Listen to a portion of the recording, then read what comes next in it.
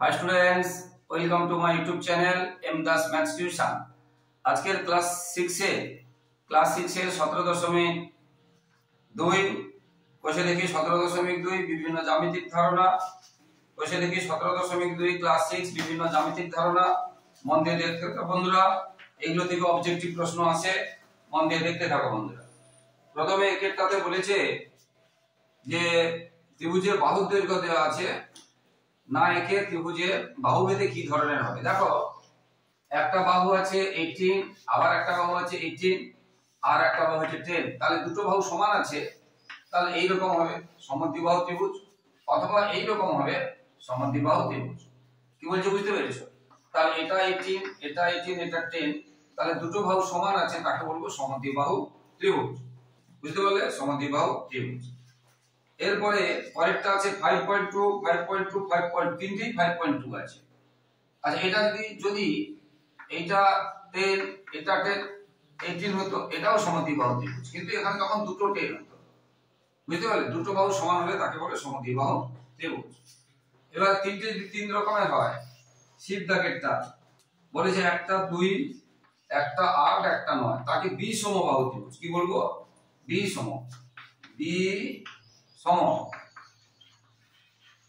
বিষমবাহু ত্রিভুজ, মানে তিনটি বাহু সমান নয়, এটাকে বলবো সমদ্বিবাহু ত্রিভুজ। সমদ্বিবাহু ত্রিভুজ, তিনটি বাহু তিন রকম। আর বৃত্তটা করা হয়নি, বৃত্তটা আছে সমবাহু ত্রিভুজ। বৃত্তটা তিনটি বাহুই একই রকম, তিনটি বাহু 5.2 সেমি 5.2 সেমি, তিনটেই সমান, তাকে বলবে সমবাহু, তাকে বলবো সমবাহু ত্রিভুজ। আশা করি বুঝতে পারলে। এবারে তিনটি কোণ দেওয়া আছে, এখান থেকে আসে, এই দুইয়েরটা পরীক্ষায় আসে, মন দিয়ে শোনো, দুইয়েরটা পরীক্ষায় আসে। কি আছে? তিনটি কোণ দেওয়া আছে, ত্রিভুজগুলো কোণ ভেদে কি রকম হবে। দেখো একটা আছে 90 আর দুটো আছে 45 আর 45 ত্রিভুজ। যেহেতু 90 আছে তাহলে সমকোণী ত্রিভুজ হবে, তাহলে ত্রিভুজটার নাম কি হবে? সমকোণী। 90 থাকলে কি হবে? সমকোণী ত্রিভুজ। 90 থাকলে ত্রিভুজ। ছবিটা কিরকম হবে? সমকোণ মানে এটার সাথে এটা সোজা হবে, এটার সাথে এটা সোজা হবে। আর দুটো কোণ সমান আছে, তার মানে দুটো বাহুও সমান হবে। তোমরা শিখে নাও, দুটো কোণ সমান হলে এটা তাহলে 90 আর এটা 45 আর এটাও 45। দুটো কোণ সমান হলে দুটো বাহু সমান হবে। যেমন আমরা এর আগে একটা বুঝিয়েছিলাম, দেখো এই দুটো বাহু সমান হয়েছে, দেখো লক্ষ্য করে, এই বাহুটা সমান হয়েছে, দেখো এই কোণটা সমান হবে। দুটো বাহু সমান হলে দুটো কোণ সমান হবে। ঠিক আছে, তাহলে এটা কি হবে? কোণ ভেদে কি ত্রিভুজ হবে? এটা তাহলে কোণ ভেদে কি ত্রিভুজ হবে? এটা সমকোণী ত্রিভুজ, ওটা লিখে দিয়েছি। এর আবার পরেরটা তো আছে 90 60 আর 30, আবার একটা আছে 90 60 আর 30, 90 60 আর 30, মানে দেখো তাহলে এটা 90 এটা 60 আর এটা 30, তাহলে 90 আছে, তার মানে এটাও হবে সমকোণী ত্রিভুজ, এটাও হবে 90 ডিগ্রি থাকা মানে সমকোণী হবে, সমকোণী ত্রিভুজ। ঠিক আছে, 90 ডিগ্রি থাকা মানে সমকোণী ত্রিভুজ। এবার এখানে দুই একটা কথা বলছি, তিনটে নিয়ে হবে 180 ডিগ্রি, তিনটে নিয়ে হবে 180 ডিগ্রি। ঠিক আছে, এবারে ভালো করে শোনো, তিনটে এটা আসলে একদম পরীক্ষায়, মন দিয়ে শুনে নাও, একদম আসলে যে কথা বলছি বইতে নেই। তিনটে নিয়ে হবে 180 ডিগ্রি, এটা আমরা জানি। এবার বলছে সমকোণী ত্রিভুজ, বলেনি 90 ডিগ্রি, সমকোণী মানেই কত হবে? 90 ডিগ্রি। প্রশ্নটা বলছে একটি সমকোণী ত্রিভুজ, আমি বলছি প্রশ্নটা ভালো করে শোনো, একটি সমকোণী ত্রিভুজ তার মানে 90 ডিগ্রি হবে, বলেনি। মানুষ মানে দুটো হাত হবে, মানুষ, বুঝতে পারছো? লেজ নেই, হ্যাঁ, একটি মানুষের কটি লেজ? মানুষের লেজ থাকে না, সেরকম সমকোণী ত্রিভুজ মানে 90 ডিগ্রি হবে। একটি কোণ 30 ডিগ্রি, তাহলে একটা 90 ডিগ্রি একটা 30 ডিগ্রি, তাহলে বাকি কোণটা কত? না 180 থেকে ওই দুটো যোগ করে বাদ দিতে হবে, 180 থেকে ওই দুটো যোগ করে বাদ দিতে হবে। বুঝতে পারলে? তাহলে সমকোণী ত্রিভুজে 90 ডিগ্রি বলেনি, সমকোণী মানে 90 ডিগ্রি। সমকোণী ত্রিভুজে একটি কোণ 30 ডিগ্রি হলে অপর কোণটি কত? প্রশ্নটা আছে এটা। সমকোণী ত্রিভুজে একটি কোণ 30 ডিগ্রি হলে অপর কোণটি কত? না 90 সাথে 30 যোগ করে 180 থেকে বাদ দিতে। বুঝতে পারলে? আবার এটা চেঞ্জ করে দিত, যদি বলতো একটি কোণ 60 ডিগ্রি তাহলে অপর কোণ কত, কি বলছো বুঝতে পেরেছো, তখন এটা কত হতো 30 ডিগ্রি। বুঝতে পারলে, এটা একটা প্রশ্ন আছে। তাহলে যত ডিগ্রি বলবে তার সাথে 90 যোগ করে 180 থেকে বাদ দিলে সমকোণী হবে, ঠিক আছে। আচ্ছা, এটা একটা এক্সট্রা বলে দিলাম। এরপরে কোণ ভেদে ত্রিভুজগুলোর নাম এটা হয়ে গেল সমকোণী। এবারে একটা আছে 75, 70 আর 35, 75, 70 আর 35, একটা আছে 75, একটা আছে 70 আর একটা আছে 35। দেখো মনে করো আমি ধরো এটা 75, এটা ধরো 70, এটা ধরো 75, এটা ধরো 35। তাহলে তিনটি কোণই দেখা যাচ্ছে 90 কম, একটা 70, একটা 75, একটা 35। তিনটে 90 কম, 90 কম মানে তাকে বলে সূক্ষ্মকোণী। 90 কম হলে সূক্ষ্মকোণী। তাহলে এটা কি হবে সূক্ষ্মকোণী, ক্ষয় মধ্যে হয় ম সূক্ষ্ম, ধ্বংসের সূক্ষ্মকোণী, সূক্ষ্মকোণী ত্রিভুজ। তাহলে এই ত্রিভুজটা কি হবে সূক্ষ্মকোণী ত্রিভুজ। 90 কম, সবগুলো 90 কম, এটা একটা 90 ডিগ্রি তাহলে সমকোণী, এটা একটা 90 ডিগ্রি তাহলে সমকোণী। বুঝতে পারলে। এরপরে আছে আমি ইটটা করাচ্ছি 120 ডিগ্রি একটা আছে, ভালো করে শোনো। তার আগে বলে দিই যে এখানে করাচ্ছি, এটা সোজা থাকলে আমরা কি বলেছি 90, যদি সোজা, আবার বলছি সোজা থাকলে 90, যদি সোজা কম থাকে এটা কি হবে 90 কম, আর যদি সোজা এদিকে বেশি থাকে, দেখো এটা কত বললাম, এটা বললাম 90, এটা কত 90 কম, ধরো এটা 60, আর এটা কি হবে 90 বেশি, কি এই সোজা থেকে তো এটা এদিকে আছে বেশি, ধরো এটা 120 ডিগ্রি, তাহলে 90 বেশি, 90 বেশি কিরকম করবে, আমি এখানে করেছি ইট দাগেরটা 90 বেশি মানে এটা কি হবে সোজা, 90 বেশি মানে কি হবে, তাহলে এইদিকে হবে, এইদিকে হবে, দেখেছো, এই এটা মুছে দিলাম। এবারে এটা তুমি স্কেল দিয়ে যোগ করে দিবে, তাহলে এটা হবে 90। তাহলে যদি 90 বেশি হয় মানে 120 ডিগ্রি, তখন তাকে বলে স্থূলকোণী। স্থূল যন্ত্রসহায় থয় দীর্ঘ ল, স্থূল যন্ত্রসহায় থয় দীর্ঘ ল, স্থূলকোণী ত্রিভুজ। তাহলে 90 বেশি হলে তাকে বলবো স্থূলকোণী। সেটা 120 হয়েছে, 100 হতে পারে, 99 হতে পারে, তাকে আমরা বলবো স্থূলকোণী। কি বলবো স্থূলকোণী, 90 যেহেতু বেশি।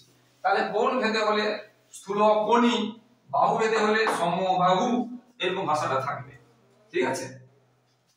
এবারে এ বি সি তিনটি বাহু বলেছে, বিন্দু বলেছে, দেখো ধরো এ বি সি, ধরো এ বি সি এগুলো যোগ করতে বলেছে, এ বি, বি সি এবং এ সি যোগ করতে বলেছে। এবারে কিরকম চিত্র পেলাম, এটা কি হলো না, এটা ত্রিভুজ হলো। এই যে চিত্রটা হলো কি ত্রিভুজ, এ তে বলছে চিত্রটা কি, এটা হলো ত্রিভুজ। বি তে কি বলছে বিসি বাহুর বিপরীত কোণ, দেখো বিসি ভালো করে শুনো এই অংশটা, বিসি বাহুর বিপরীত কোণ, এইটাই বিপরীত কোণ, বিসি বাহুর বিপরীত কোণ এইটা, এই কোণটার নাম দিতে গেলে এই অক্ষরটাকে মাঝে রাখতে হবে। তাহলে বিসি বাহুর বিপরীত কোণ হবে বিএসি কোণ, এইটাকে মাঝে রাখতে হবে। অথবা এটা লেখাই উচিত, অথবা আমরা যদি কেউ লিখে ফেলি সিএ বি কোণ হবে, তবে এটা লেখা ভালো, এটা লেখা ভালো। তাহলে বিসি বাহুর বিপরীত কোণ মানে এটা, এই কোণটার নাম হবে এই অক্ষরটা মাঝে থাকবে, অর্থাৎ বিএসি কোণ। এবারে একই রকম হবে এসি বাহুর, এবারে এসি বাহুর বিপরীত কোণ, এসি বাহুর বিপরীত কোণ এটা মানে বি, এসি বাহুর বিপরীত কোণ বি, বি মানে কি এবিসি কোণ, এবিসি কোণ, এবিসি কোণ। এবারে ডি বলেছে বিএসি কোণের বিপরীত বাহু, বিএসি, দেখো বিএসি এই কোণ বিপরীত বাহু তো এটা একটু আগে যেটা করলাম, বিএসি, বিএসি কোণের বিপরীত বাহু, এই কোণটা বিপরীত বাহু কোনটা বিসি, বিসি। একই রকম এসিবি, এসিবি, দেখো এসিবি এই কোণের বিপরীত বাহু কোনটা, এটা এসিবি, এই কোণটা বিপরীত বাহু কোনটা, এটা এবি, এটা হবে এ বি, এ বি। কেউ যদি বি এ লিখে হবে, কিন্তু এ বি লেখাটা ভালো, এ বি লেখাটাই ভালো। হয়ে গেল এটা 3 এর দাগে, এটা হয়ে গেল 3 এর দাগে। আগের গুলো করিয়েছি 1 এর দাগে এবং 2 এর দাগে। এটা খুব সহজ চ্যাপ্টার, এখান থেকে কখনো কখনো কিন্তু পরীক্ষায় আসে। তাছাড়া পরীক্ষায় আসুক না আসুক, সবসময় পরীক্ষার দিকে লক্ষ্য রেখে পড়লে হবে না, শিখতে হবে। এবারে 4 এর এ সমকোণী ত্রিভুজের সবচেয়ে ছোট বাহু অতিভুজ। সমকোণী ত্রিভুজের সবচেয়ে ছোট বাহু অতিভুজ। ভালো করে দেখো, এইটা সমকোণী ত্রিভুজ, এইটা হচ্ছে অতিভুজ। এটা সবসময়ের জন্য বড় হয়, সবচেয়ে বড় হয়, কিন্তু এখানে বলছে সবথেকে ছোট বাহু অতিভুজ। তাহলে এটা কি হবে? ভুল। এটা কি হবে? ভুল। ছোট বাহু অতিভুজ হয় না, সবথেকে বড় বাহু অতিভুজ হয়।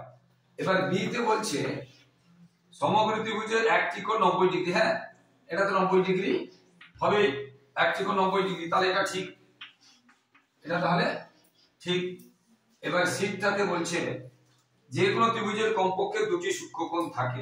হ্যাঁ, এটাও ঠিক, দুটি সূক্ষ্মকোণ থাকে। ভালো করে শোনো, আমরা এটা করিয়েছিলাম, একটা 70 একটা 75 এরকম করে করিয়েছিলাম। হ্যাঁ, 70 75 আর এটা ছিল 35, বুঝতে পেরেছো? এটা করেছিলাম। তাহলে তিনটেই দেখো 90 কম। আবার আমরা এটা একটা করিয়েছিলাম, এটা ছিল 120 আর একটা ছিল 60 আর একটা ছিল 30, বুঝতে পেরেছি? একটা ছিল 60 একটা ছিল 30। তাহলে এটা একটু শুরু করে দিই। এটা ছিল 60 আর এটা ছিল 30, তাহলে দেখো একটা হয়েছে 90 বেশি। আবার আমরা 90 করিয়েছিলাম, যেটা এখানে আছে 90 করিয়েছিলাম। ধর এটা 90, এটা 60, এটা 30, তাতেও কি দেখা গেছে? একটা 90 হয়েছে। বা এটা 45, এটা 45 হতে পারে। তাহলে একটা কোণ সমকোণ বা সমকোণের বেশি হতে পারে, দুটো এসে পারে না। কিন্তু সূক্ষ্মকোণ কটা হতে হবে? কমপক্ষে দুটি সূক্ষ্মকোণ হতেই হবে। তিনটি, এখানে তিনটি আছে, এখানে দুটি আছে, এখানে দুটি আছে, কিন্তু একটা সূক্ষ্মকোণ হবে না। ধরো এটা 120 বেশি বা 90 বেশি, আরো একটা 90 বেশি, এটা হতে পারে না। কারণ তিনটি নিয়ে হবে 180, তিনটি নিয়ে হবে 180। দুটো যদি 90 বেশি হয়ে যায়, 90 যদি হয়, দুটোতেই তো কত হয়ে যাচ্ছে? 180। তাহলে 180 হলে হবে না, 180 কম হতে হবে। আর 90 যদি বেশি হয়, তাহলে আরো বেশি হয়ে যাচ্ছে, হবে না। তাহলে দুটো কোণ স্থূলকোণ হবে না, কখনো দুটো কোণ স্থূলকোণ হবে না। আচ্ছা, এবারে ডি। তাহলে দুটো কোণ সূক্ষ্মকোণ হবে, তিনটি কোণ সূক্ষ্মকোণ হবে, কিন্তু দুটো কোণ স্থূলকোণ হবে না। প্রতিটি সমবাহু ত্রিভুজকে সমদ্বিবাহু ত্রিভুজ বলা হয়। হ্যাঁ, এটাও ঠিক, এটাও ঠিক। কিরকম? দেখো, সমবাহু ত্রিভুজ, আমরা এটা আগে দেখাচ্ছি। দেখো, সমদ্বিবাহু ত্রিভুজ মানে এই দুটি বাহু সমান। আবার এটা ছোট। আবার সমবাহু ত্রিভুজ মানে তিনটি বাহু সমান, তিনটি বাহু সমান। সমবাহু ত্রিভুজ মানে তিনটি বাহু সমান, তিনটি বাহু সমান। দেখো, এই দুটোও তো সমান, এটা সমান, কিন্তু এই দুটো তো সমান। তাহলে এটা সমবাহু এবং সমদ্বিবাহু। আর এটা শুধু সমদ্বিবাহু, কিন্তু সমবাহু নয়। তাহলে বলেছে প্রতিটি সমবাহু ত্রিভুজ সমদ্বিবাহু ত্রিভুজ বলা যায়। হ্যাঁ, এটা ঠিক। এবার ই, ত্রিভুজের তিনটি কোণের সমষ্টি 360 ডিগ্রি। না, ত্রিভুজের তিনটি কোণের সমষ্টি 180 ডিগ্রি। আর চতুর্ভুজ হলে, যদি চতুর্ভুজ বলতো, তখন 360 ডিগ্রি হবে। 360টা কার হচ্ছে? 360 হবে চতুর্ভুজে, ত্রিভুজের না, চতুর্ভুজে। 360 কার হবে? চতুর্ভুজে 360 ডিগ্রি। তাহলে এটা হয়ে গেল ত্রিভুজ বলেছে, তাহলে এটা এটা ত্রিভুজ বলেছে তিনটি কোণের সমষ্টি 360 ডিগ্রি, তাহলে এটা হবে ভুল। তাহলে এটা হবে কি? এটা হবে ভুল, এটা হবে ভুল। এবার এফ, এফটা হচ্ছে সমকোণী ত্রিভুজ কখনো সমবাহু ত্রিভুজ হতে পারে না। সমকোণী, এটা ঠিক, এটা হচ্ছে ঠিক। কিরকম? দেখো, এই যে সমকোণী ত্রিভুজ, সমবাহু মানে কি তিনটি বাহু সমান হবে, কিন্তু এখানে দেখো এই বাহুটা বড়, সবসময় বাহুটা বড় বলেছি, সবসময় বাহুটা বড় বলেছি। আবার শেখাচ্ছি, দেখো এটা সমকোণী ত্রিভুজ, এই বাহুটা বড়। আবার এই দুটো যদি সমানও রাখি, এটা যত বড় এটা ততটাও যদি রাখি, এটা 90 ডিগ্রি, এই দুটো সমান, তাতেও দেখো এই বাহুটা বড় হচ্ছে। তাহলে সমকোণী ত্রিভুজ কখনো সমবাহু ত্রিভুজ হতে পারে না। কারণ এটা ঠিক, কারণ এটা সবসময় সমবাহু মানে কি তিনটি বাহু বড় সমান হবে, কিন্তু এটা কি তিনটি সমান বাহু হয়েছে? এই বাহুটা সবসময়ের জন্য, ত্রিভুজ সবসময়ের জন্য বড় হয়। এবারে সমকোণী ত্রিভুজ কখনো সমদ্বিবাহু ত্রিভুজ হবে না, এটা ভুল। এটা হবে কিরকম? এটা ভুল, এটা ভুল। যেমন এখনই শিখালাম, সমকোণী ত্রিভুজ সমদ্বিবাহু ত্রিভুজ হতে পারে না বলেছে, তাহলে ভুল। এটা দেখো, এটা তো সমকোণী, আবার এই দুটো বাহু সমান, তাহলে সমদ্বিবাহু। তাহলে এটা সমকোণী এবং সমদ্বিবাহু। তাকে বলবো সমকোণী সমদ্বিবাহু। তাকে বলবো সমকোণী সমদ্বিবাহু। বুঝতে পারলে? এইগুলো সেখানে দু একটা এক্সট্রা আরেকটা কয়েকটা কথা বলছি। এই অতিভুজ কাকে বলে? সমকোণের বিপরীত বাহুকে অতিভুজ বলে, এটা একটা প্রশ্ন আছে। অতিভুজ কাকে বলে বা সমকোণের বিপরীত বাহুকে কি বলে? একই কথা ঘুরিয়ে ফিরিয়ে আসবে। সমকোণের বিপরীত, এটা সমকোণ, তার বিপরীত হয়ে এটাকে অতিভুজ। আবার অতিভুজ কাকে বলে? আমরা বলবো সমকোণের বিপরীত বাহুকে। আবার আমরা কি বলবো? সমকোণ ত্রিভুজের বৃহত্তম বাহুকে কি বলে? এটা বৃহত্তম বাহু। সমকোণ ত্রিভুজের বৃহত্তম বাহুকে অতিভুজ বলে। এরকম ঘুরিয়ে ঘুরিয়ে প্রশ্ন আসবে। সমকোণ ত্রিভুজের বৃহত্তম বাহুকে কি বলে? অতিভুজ। সমকোণের বিপরীত বাহুকে বলবে অতিভুজ। বা অতিভুজ কাকে বলবে? সমকোণ ত্রিভুজের বিপরীত বাহুকে, বা বলতে পারি সমকোণের বিপরীত বাহুকে। আমরা এরকম বলতে পারি। তাহলে চতুর্ভুজের মোট কোণের সমষ্টি কত? 360 ডিগ্রি।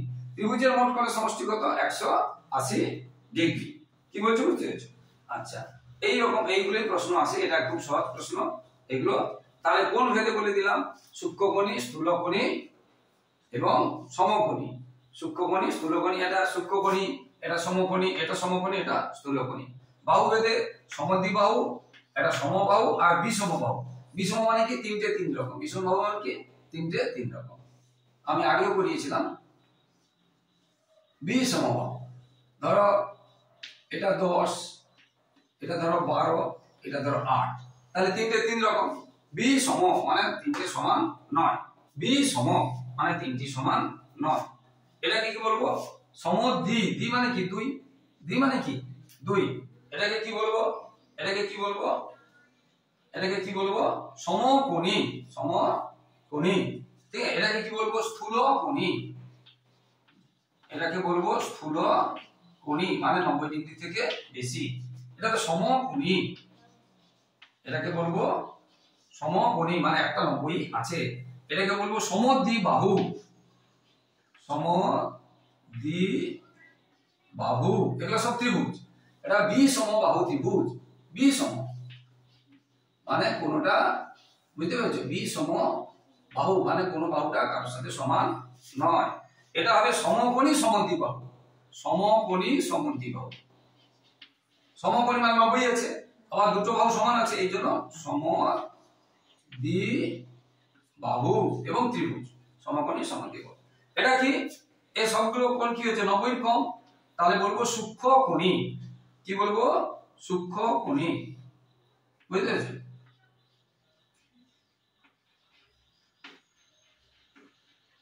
সূক্ষ্মকোণী, এইগুলো সব বুঝতে পারলে। এটাকে কি বলবো? এটাকে কি বলবো? অতিভুজ। এটাকে কি বলবো? অতিভুজ।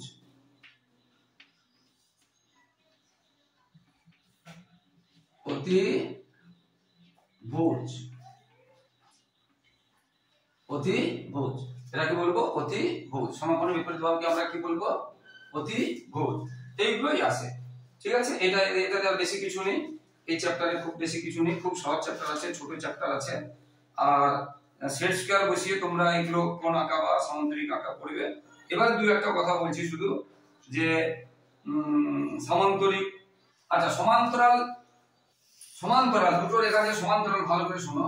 এই একটা রেখা, এই একটা রেখা, দেখো কখনো মিলছে না, পরপর যাচ্ছে, এটাকে বলে সমান্তরাল। কি বলছে?